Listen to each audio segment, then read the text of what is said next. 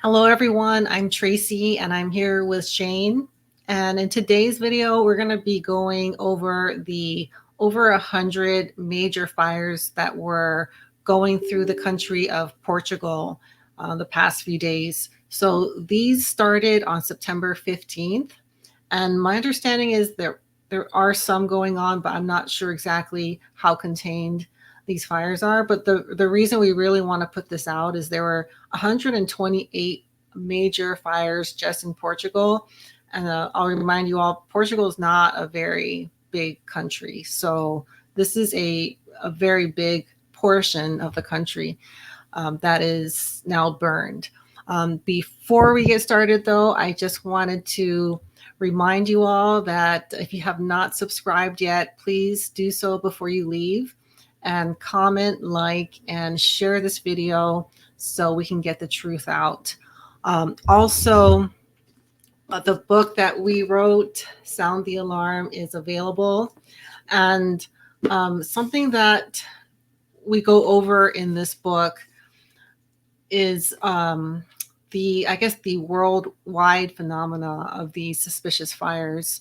Many of them are in the US, but there are many others in other countries, and there are many others that aren't even being reported, in areas where there is very little population or where the media coverage is lacking. So what we provide here on this channel is only part of what's really going on. And we try to convey that in the book. But of course, as we were writing this book, so many fires were going on, and we just couldn't put everything in there. But I did want to remind you all, the website is themauibook.com, and you can also get all the different versions on Amazon. So with that, let me go over some stats with the Portugal fires. So again, 128 major fires. I don't know what they can consider major or minor, but they also reported that there are 1,000 minor fires. So a very unusual amount of fires. A little later, I'm going to discuss some of the ideas I've been having regarding the origins and the way these fires are being started and maintained. As I'm learning more, my opinion on what's going on has changed, or it's been enhanced, because I've been seeing so much. And I'm going to show you some very unusual fire behavior in this video today. Okay, so the area that we're going to be showing today is the area of Aveiro in Portugal, and currently 300,000 square acres, or 300,000 acres, have burned. So again, a very large amount of the country has now burned. So far, there are 9 confirmed dead, and 4 of those are firefighters. So I can see this is one of the funerals for the firefighter that lost their life. And something I just wanted to bring up, because I started out this channel, or started out, talking about Maui and Hawaii, and that is where I'm from. A large portion of the population in Hawaii does have roots from Portugal. When the sugarcane and pineapple industry was booming, a lot of the workers came from the islands off the country of Portugal. So the Portuguese culture is very infused into the Hawaiian culture. So, all right, here's a picture of a car on fire. And you can see like the surrounding area is also on fire.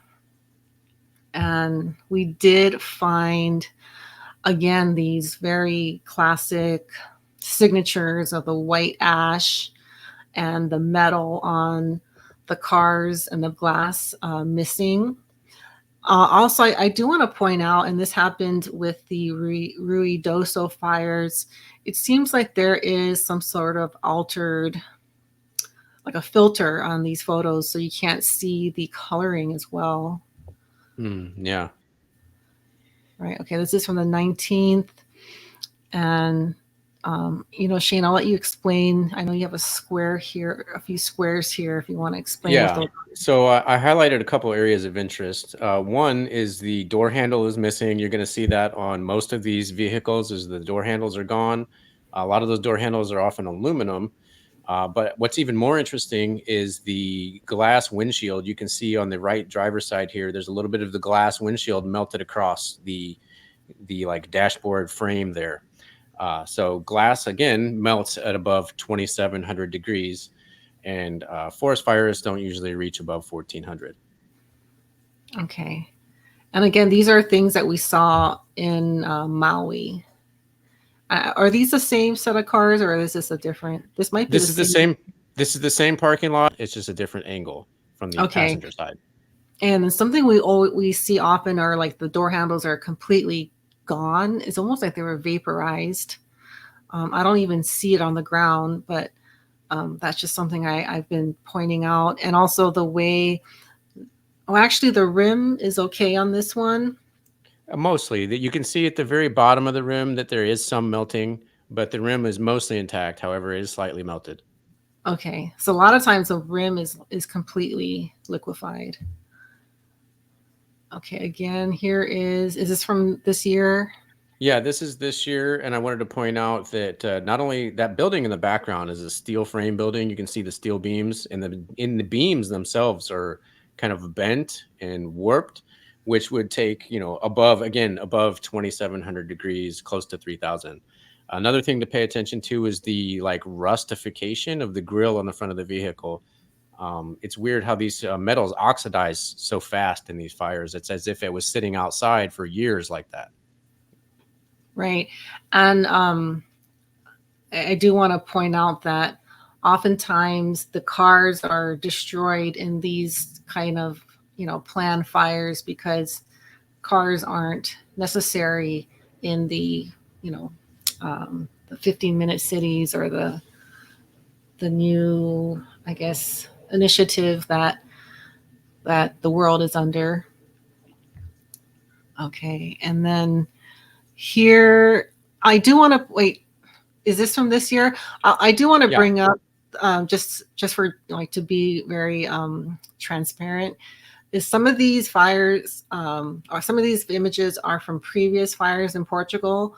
Portugal has been experiencing very significant, intense fires since 2017. So some of these are going to be previous ones, but I believe the ones we've seen so far are 2024. Yeah, these are all from this year. What I wanted to point out here is that this car is directly below a tree that has its leaves on it. The car is completely burned out, but the leaves right above it are still intact. Right. And okay, so these are, I'm just assuming these are palm trees. And something that I brought up a long time ago with, I had a discussion with a arsonist and arson investigator and fire captain with many years experience. He did explain how in these kind of intense fires, trees will often explode. And I'm talking about like the trunk of the tree will explode because the sap will vaporize inside of the trunk and then explode and cause an explosion that sounds, according to him, like a gun going off. Yeah, and if you've ever been at a campfire where you're trying to burn wet wood, you will have that popping, and there are times when logs can explode and throw pieces out of the fire. So a lot of people who've tried to burn wet wood have seen that happen. But the reason I included this photo is because you can see that some of the palm leaves have burned. These three trees Okay. on the left, the palm leaves are still intact, and it appears almost as if the wettest parts of the tree have burned, leaving the dry parts behind. Okay. And also, that could, when there's some sort of like microwave or some kind of, if there is some sort of microwave technology, the moisture of a tree will get affected before the dry leaves and the bark. So that's Yeah. why we see a lot of these trees burning from the inside, and afterwards the outside of the trunk and the branches are okay, but the inside are all burned. Yeah, forensic arborist Robert Brame has also pointed out after being at over 100, well, he's visited dozens of fires, probably over 40 or 50 fires at 100 different times, and he's noticed that the wettest parts of the trees burn first, and the driest parts of the trees usually burn last, which is backwards. Should be the other way around. Right. Okay, here's a close up. Did you want to say anything about this photo?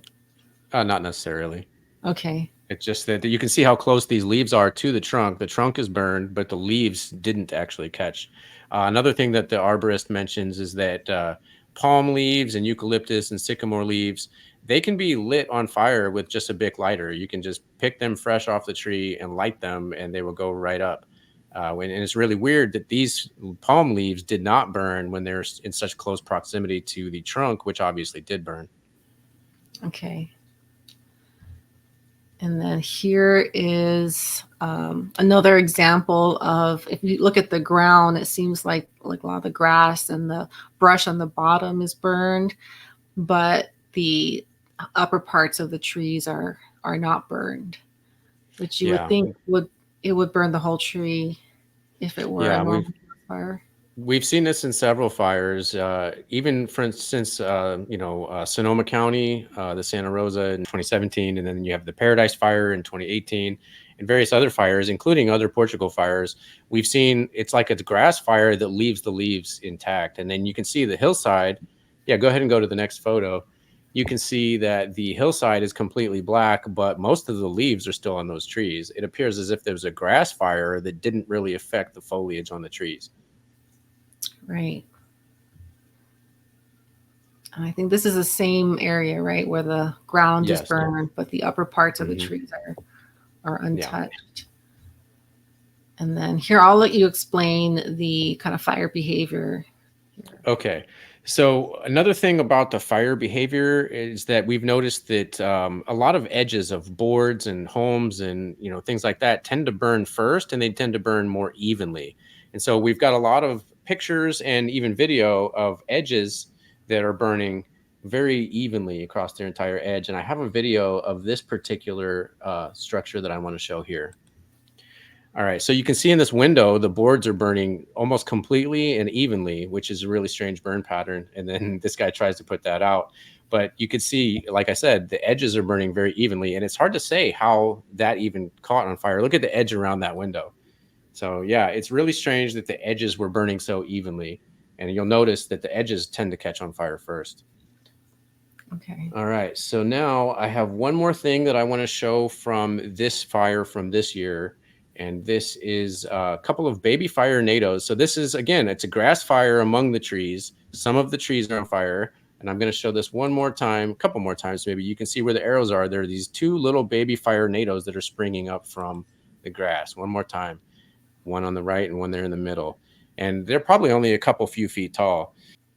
Okay. Even if it was like, say, a plasma filament that was streaming up from the ground, creating an updraft, the updraft should take on a counterclockwise direction in the northern hemisphere due to the Coriolis effect.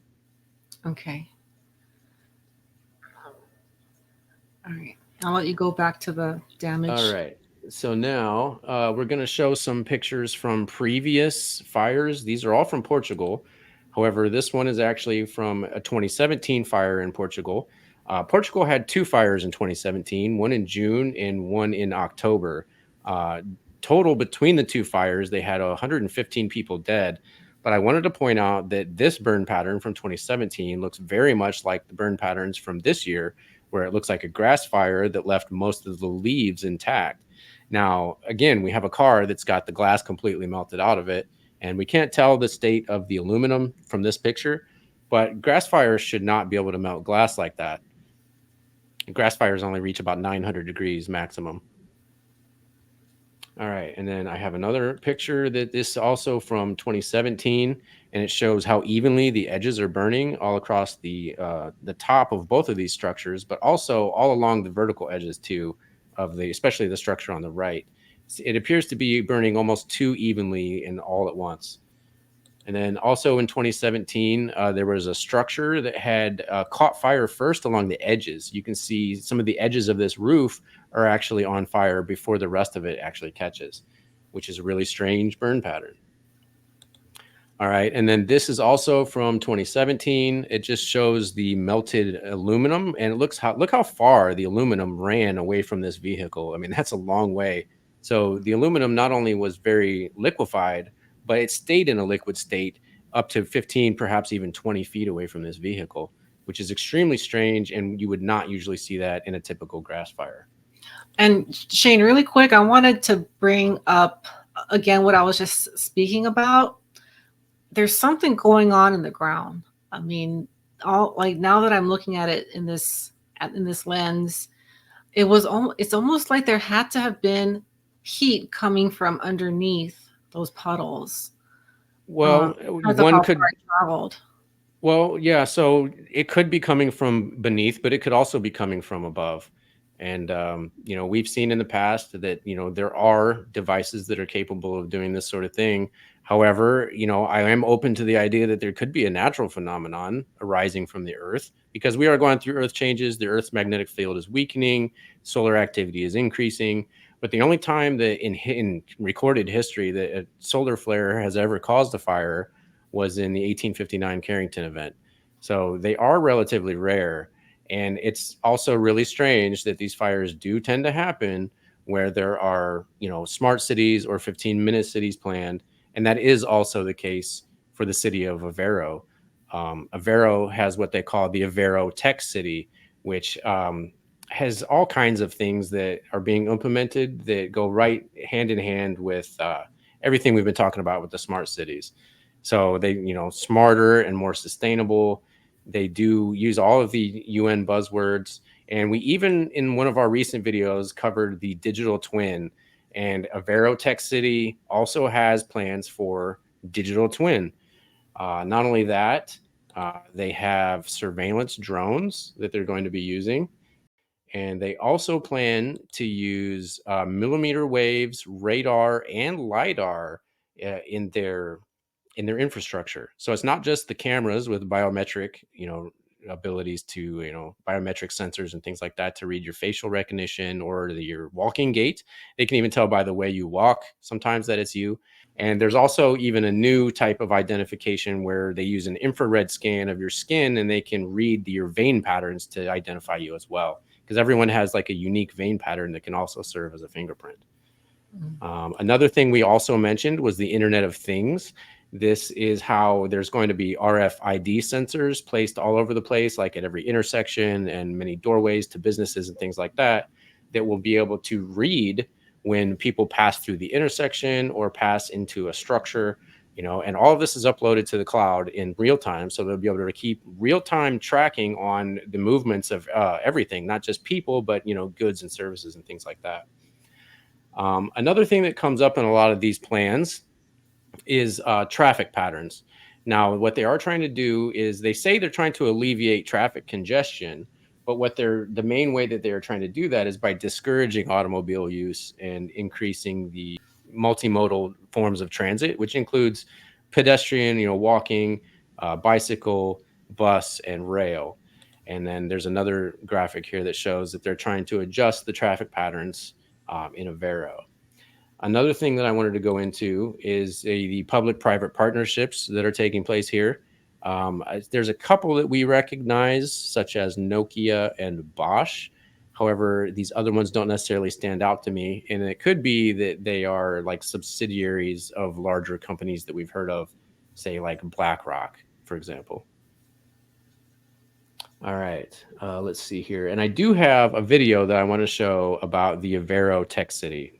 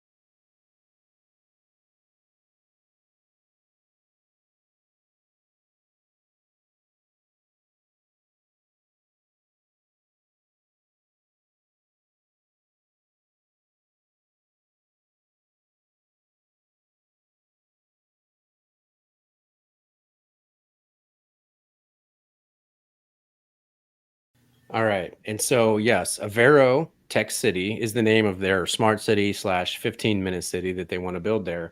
And I switched back to this graphic because I wanted to show that, yes, while there may have been 1,000 plus major or minor fires, there was over 128 major fires, but the greatest of the damage among those fires occurred in the district of Aveiro, where there is a smart city or tech city planned. So I just wanted to point that out, that it's very coincidental that a lot of these fires also affect areas that are planned for redevelopment into tech cities, smart cities, or 15-minute cities. Do you happen to know if this is a tourist city? I believe it is. So the Portugal is, especially on the coast. The coastal areas of Portugal are very tourist oriented. Okay, that's something we see um, as a theme with the different. Yes. Another thing to be aware of is something called smart tourist destinations. And in the Spanish speaking parts of the world, those are governed by a company called Segitur. Segitur is the one who gives the like licensing or the approval for what they call smart tourist destinations. In order to become a smart tourist destination, there's all of these different measures that have to be complied with when it comes to sustainability and things like that. And they go right back to the UN, once again, the UN Sustainable Development Goals for 2030. Was there anything else you wanted to add to this? No, that's all I have for today. So thank you so much, Shane, for putting all that information together. And there is something that I've been really thinking about, and this is from, I guess, the amount of time I've been looking into these fires, and especially this situation in Portugal makes me think that this problem or this, you know, these tragedies that we're seeing all over the world is a lot more complicated than I thought originally. Like there might be a lot of other powers at play that are, causing these. And, I wanted to share that. But, anyways, if you have not subscribed yet, please do so and like, comment, and share this video so we can let as many people know while we can. So, with that, thank you all for being here. And if you're here for the live chat, thank you so much for your participation. And we will see you all next time. Bye.